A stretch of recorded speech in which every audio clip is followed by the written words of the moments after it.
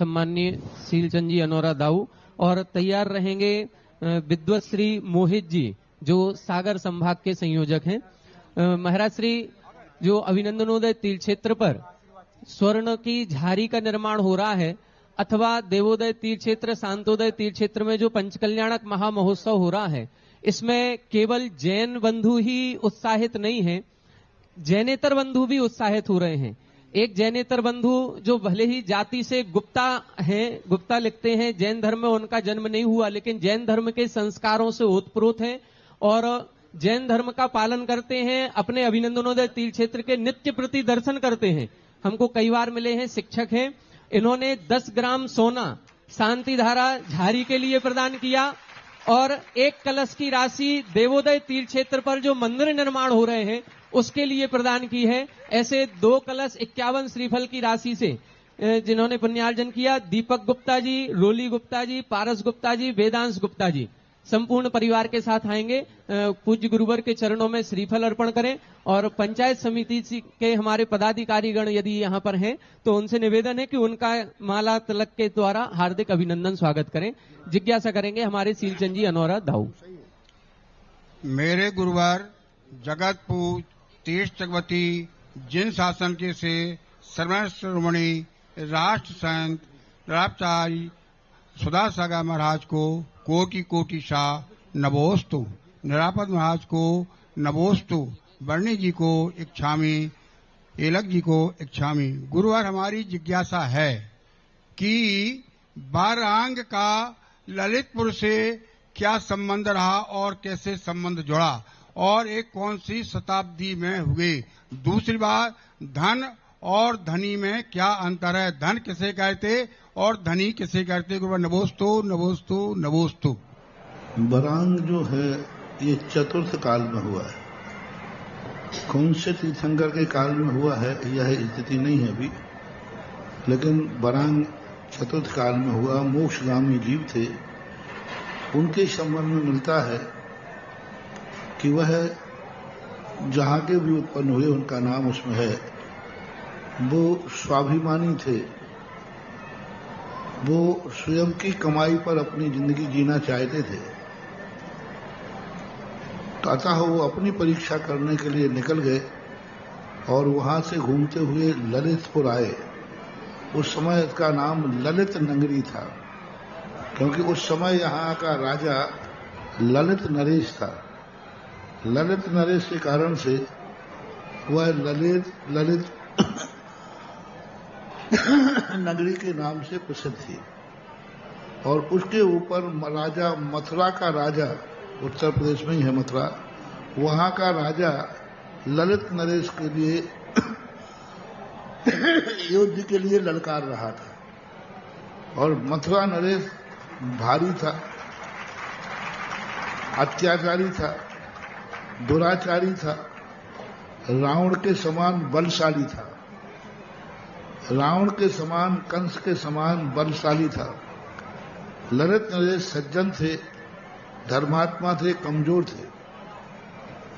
तो ललित नरेश ने एक डिंडोरा पीट दिया कि जो मथुरा नरेश को बंदी बनाएगा, जीवित या मरण में युद्ध जिता देगा, मैं अपनी कन्या और अपना आधा राज्य उसे समर्पित कर देंगे। ये घोषणा डिंडोरी पिट रही थी। तो बरांग जो है वो एक डिंडोरी सुनकर के राज दरबार में आ गया। बरांग राजकुमार तो थे ही, उन्होंने राज दरबार में जो बीड़ा रखा था पान, वो उठा के चबा लिया और कहा, राजन मुझे आप आदेश दें, मैं मथुरा नरेश को जीत करके लाऊंगा।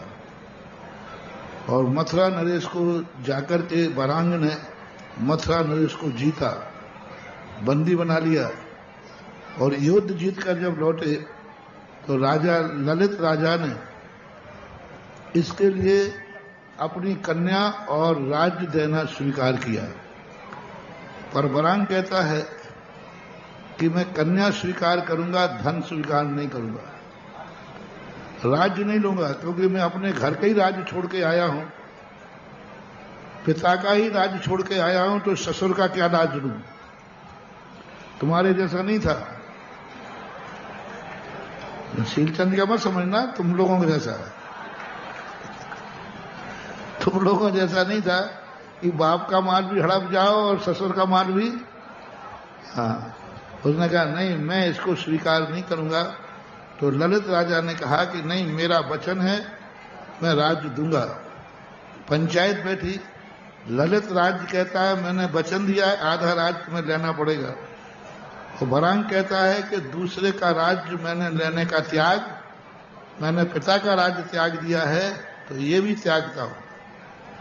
मीटिंग हुई, अंत में आया कि ललित राजा आपका ससुर है तो पिता के समान है, राजा है तो बड़ा है, अतः राजा अपने वचन से पीछे नहीं हटेगा, तुम्हें अपना वचन तोड़कर राज्य लेना पड़ेगा।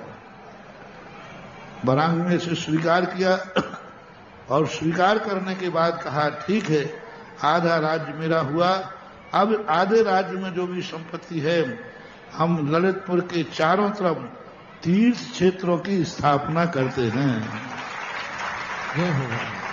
तो उन्होंने ललित ने ये चारों तरफ तीर्थ क्षेत्रों की स्थापना की। और मुझे लगता है कि ललितपुर में ऐसा कोई किला नहीं दिख रहा है, लेकिन लगता है देवगढ़ का किला देख के लगता है कि वो पहले ललितपुर नाम से रहा हो, क्योंकि देवगढ़ दूर नहीं, क्योंकि देवगढ़ दीवार की जो दीवारें हैं बहुत पुराना रहा, बहुत लंबा चौड़ा किला रहा है। नदी के किनारे उसके द्वारों के अवशेष कितने किलोमीटरों में वगैरह, कम से कम 20-25 किलोमीटर में वो किला फैला हुआ है। क्योंकि देवगढ़ के पहाड़ों को मैंने घूमा है, जगह जगह राज और इतना खंडर हो गया, इतना खंडर हो गया कि हजारों साल हो गए। तो ये सब इतिहास है का ये पड़ा। फिर 12वीं शताब्दी का मिलता देवफत के फत का अपन लगा लेते। अब इसमें कहाँ कितना है ये तो भगवान जानते हैं। धन और धनी में अंतर इतना होता है कि जो धन है उसकी मलकियत हो, वो तुम्हारा खुद का हो। बैंक के मैनेजर के पास धन है लेकिन वो धनी नहीं। लेकिन एक व्यक्ति के पास जेब में 100 रुपया है तो वो 100 रुपये का मालिक होता है।